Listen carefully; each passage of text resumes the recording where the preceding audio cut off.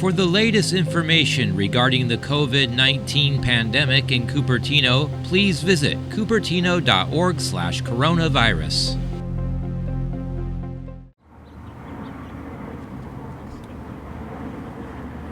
All right, good afternoon. My name is Ricardo Romero Morales. I'm a lead public information officer with the County of Santa Clara Emergency Operations Center. Thank you for joining us for today's press conference. Today, we'll be providing an update regarding the distribution of COVID-19 vaccines through our community. This weekend also marks the one-year anniversary of the first confirmed case of COVID-19 in Santa Clara County, as well as the unfortunate milestone of passing 100,000 cumulative cases in our community. Today, we're honored to have the following speakers with us. Dr. Marty Fenstersheif, COVID-19 Testing and Vaccine Officer for the County of Santa Clara, and Dr. Jennifer Tong, Associate Chief Medical Officer for Santa Clara Valley Medical Center. We will begin in English and American Sign Language portion of the press conference, followed by questions and answers period. Our speakers will repeat the questions before answering for the benefit of our Facebook Live audience. Following the conclusion of English and ASL portion, we will move to statements from the podium in Spanish, Vietnamese, Chinese, and Tagalog. With that, I am now honored and pleased to introduce Dr. Marty Fenstersheif.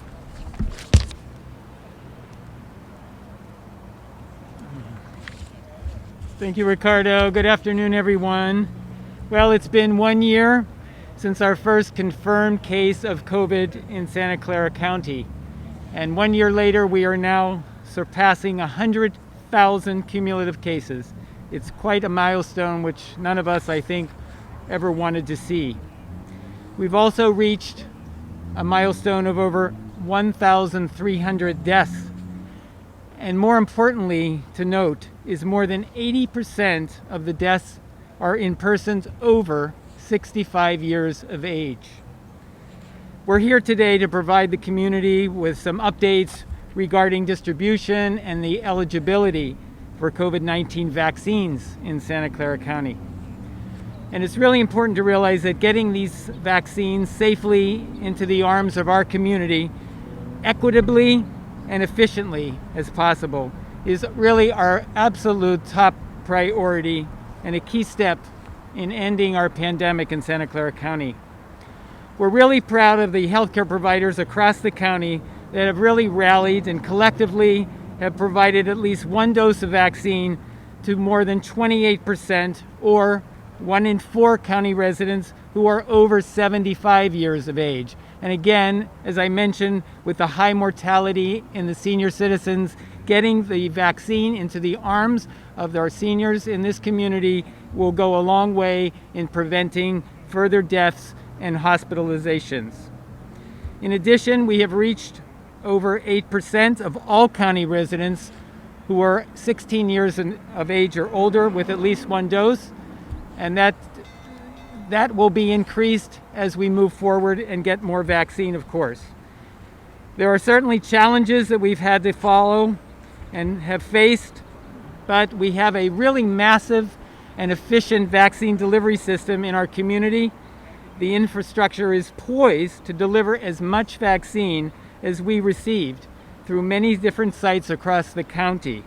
The more vaccine that we receive into the county, the more persons we can vaccinate. So providers across the county have vaccinated about 6,600 persons every day, and that's gone as high as 7,500 vaccines a day. And we have appointments in the next 7 days to vaccinate over 60,000 persons, again in the next 7 days. The majority of the vaccines are being done by the county health system, but the bottom line is we have the ability to give the vaccines. What we don't have are enough vaccines provided to us. Again, equity remains our focus. We are deeply committed to ensuring that our communities that are hardest hit and are most impacted by the pandemic have the information and the resources they need to accept getting vaccinated and to access the vaccines that we do have. We have multiple strategies to ensure the equity, and much work remains to be done, partnering closely with our community leaders, our community organizations, and the clinics. We are really pleased to have the support of the Gardner Clinic as well as the other community clinics, especially at the Mexican Heritage Plaza, where trusted community partners have been providing vaccine to the community of East San Jose. Yesterday, they were able to provide 450 vaccinations purely to the community. And so we want to, over the next several weeks, to ramp up that capacity at the Mexican Heritage and increase the ability to provide more vaccines to the community. With that, I'm going to introduce Dr. Jennifer Tong.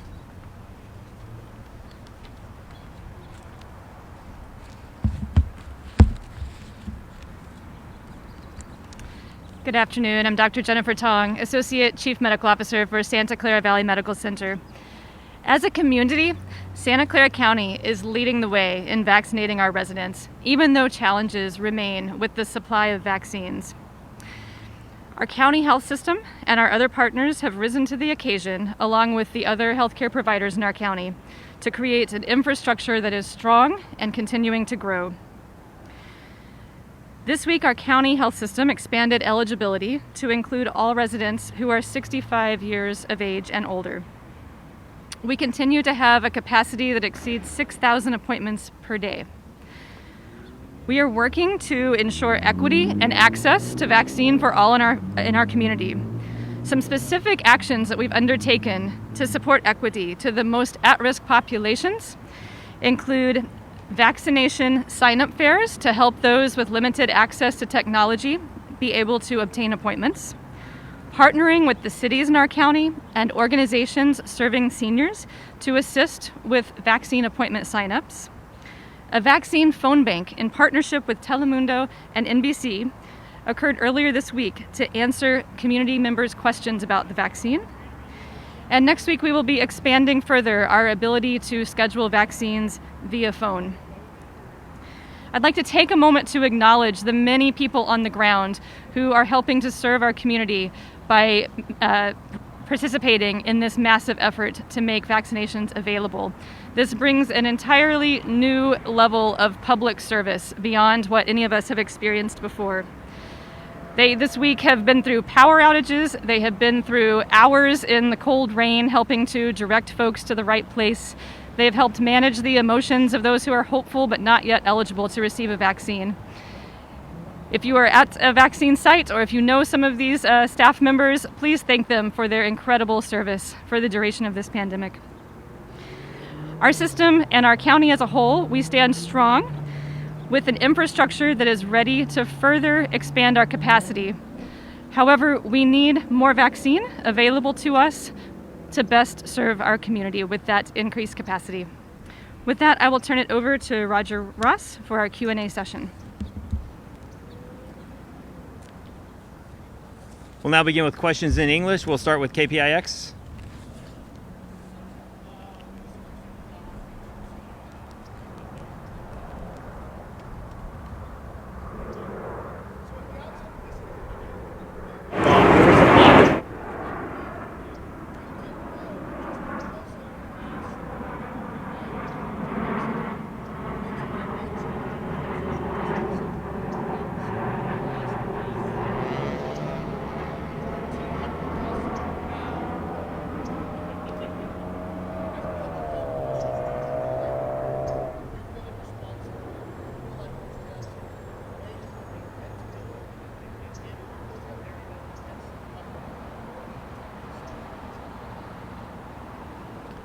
Again, the question is, we've gone through a lot this year. We have 1,300 deaths. Could we have prevented them?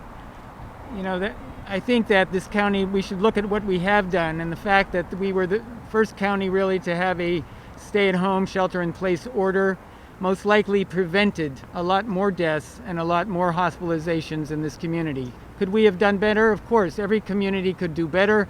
But again, the idea is that we have the information, we have the knowledge, so that our community can respond and be safe and protect one another.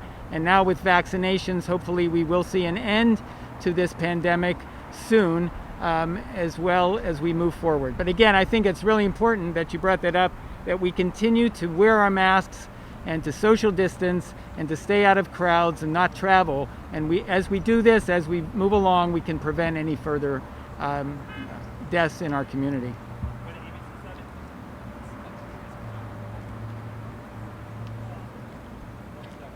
Good morning.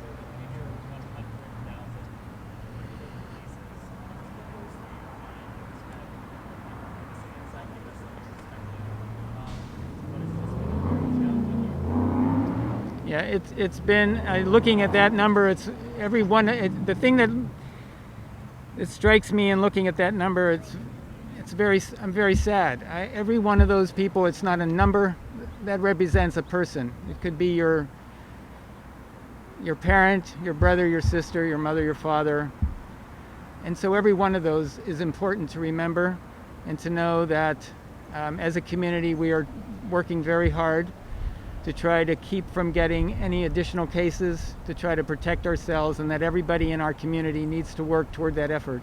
And to remember that those 100,000 represent the community members that have fallen to this pandemic and to this disease, and that we should all do all that we can to keep from seeing additional cases and deaths in our community.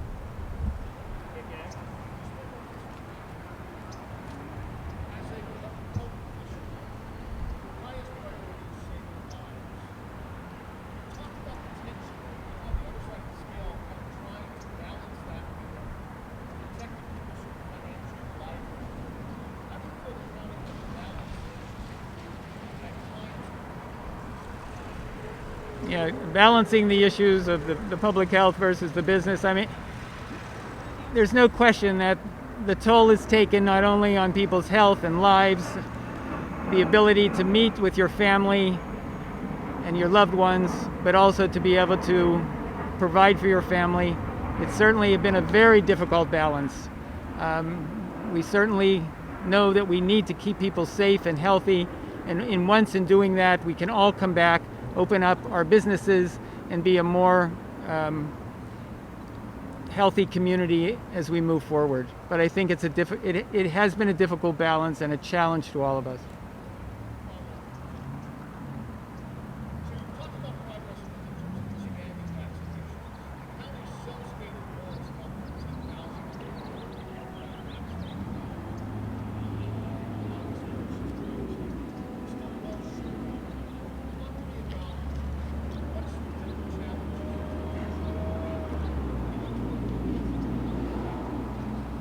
Yeah, we established a goal, again, hoping that we could get enough vaccine, and that would require us to basically to give anywhere from 13 to 15,000 doses per day, 7 days a week. And then by doing that, by August, sometime in August or the summer, we should get everyone vaccinated. That's still a goal. I think the government, the federal government, is doing its best also, and we're confident and hopeful that we'll get enough vaccine. We'll basically need twice the amount of vaccine that we have now. If we don't get the vaccine, it's going to take us longer, and people are going to have to wait longer. However, on the other hand, if we get more vaccine that starts to roll out and additional manufacturers come out with approved vaccines, we might be able to beat that goal and come up even faster.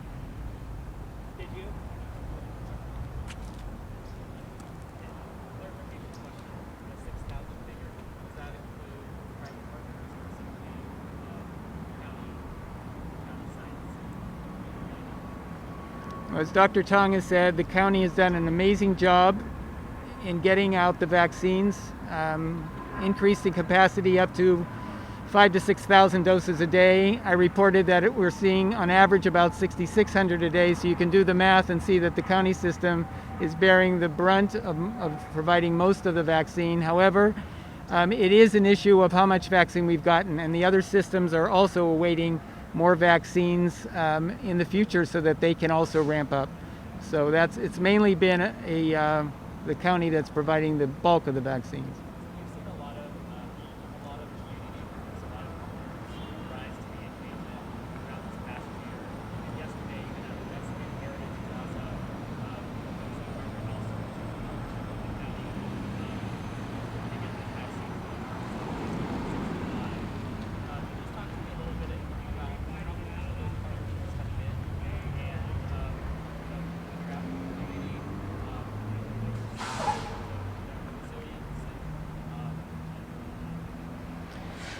Again, how important it is for us working with our community partners and the resilience within the community. I mean, we are just thrilled to be able to work with our community. We have a stakeholder group of over 150 people made up of all aspects of our community.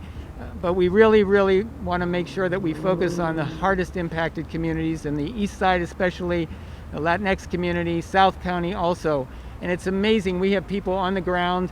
We know there's some vaccine hesitancy in many of these communities of people who need more information in order to be comfortable getting a vaccine and trust the people within their own community. So that's why it's important to work with those communities, community partnership, Gardner, the community clinics, in establishing credible information coming out and encouraging people to be vaccinated, especially those at highest risk.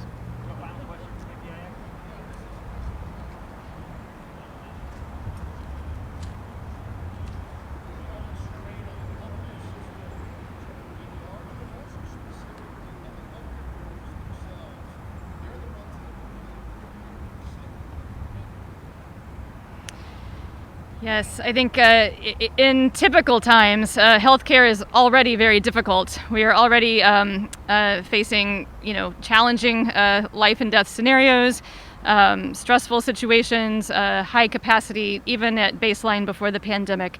So this pandemic has added significant work, stress, and increased demands on our healthcare systems and our healthcare workers.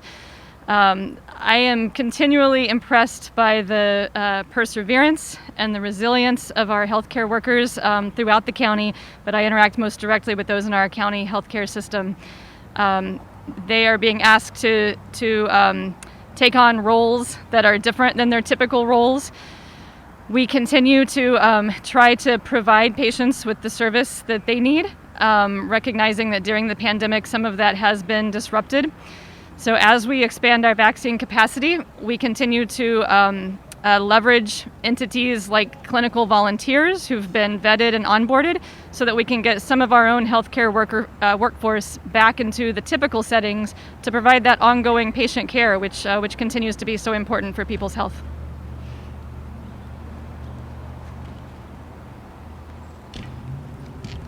Thank you. We will now move into the Spanish portion of the press conference. For the latest information regarding the COVID-19 pandemic in Cupertino, please visit cupertino.org/coronavirus.